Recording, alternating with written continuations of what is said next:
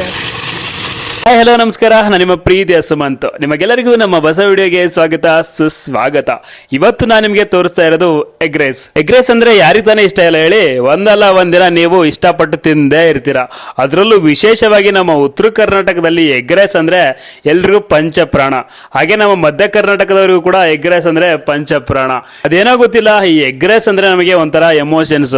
ಯಾಕಂದ್ರೆ ನಾವು ಕಾಲೇಜ್ಗೆ ಹೋಗ್ಬೇಕಾದ್ರೆ ನಮ್ಮ ಹತ್ರ ದುಡ್ಡು ಇರ್ತಿದ್ದಿಲ್ಲ, ಬರೀ 10-20 ರೂಪಾಯಿ ಇರ್ತಿತ್ತು. ಅದೇ ದುಡ್ಡಲ್ಲಿ ಹೋಗಿ half egg rice, full egg rice, ಸ್ವಲ್ಪ ಉಳ್ಳಾಗಡ್ಡಿ ಜಾಸ್ತಿ ಹಾಕ್ಸ್ಕೊಂಡು ತಿಂದು ಬರ್ತಾ ಇದ್ವಿ. ಇನ್ನು ಶ್ರೀಮಂತರೆಲ್ಲ ಬಿರಿಯಾನಿ ತಿನ್ನಕ್ಕೆ ಹೋಗ್ತಿದ್ರು.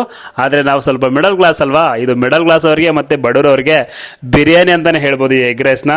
ಎಗ್ ರೈಸ್ ಅಂದ್ರೆ ಕೇವಲ ಒಂದು ಟೇಸ್ಟಿ ಫುಡ್ ಮಾತ್ರ ಅಲ್ಲ, ಇದು ಪೌಷ್ಟಿಕತೆಯ ದೃಷ್ಟಿಯಿಂದಲೂ ಮುಖ್ಯವಾದ ಒಂದು ಆಹಾರ. ಮೊಟ್ಟೆಯಲ್ಲಿ protein, vitamin B12, vitamin D ಇರುತ್ತದೆ. ಅದೇ ರೀತಿ ಅನ್ನದಲ್ಲಿ ಕಾರ್ಬೋಹೈಡ್ರೇಟ್ ಇರುತ್ತದೆ.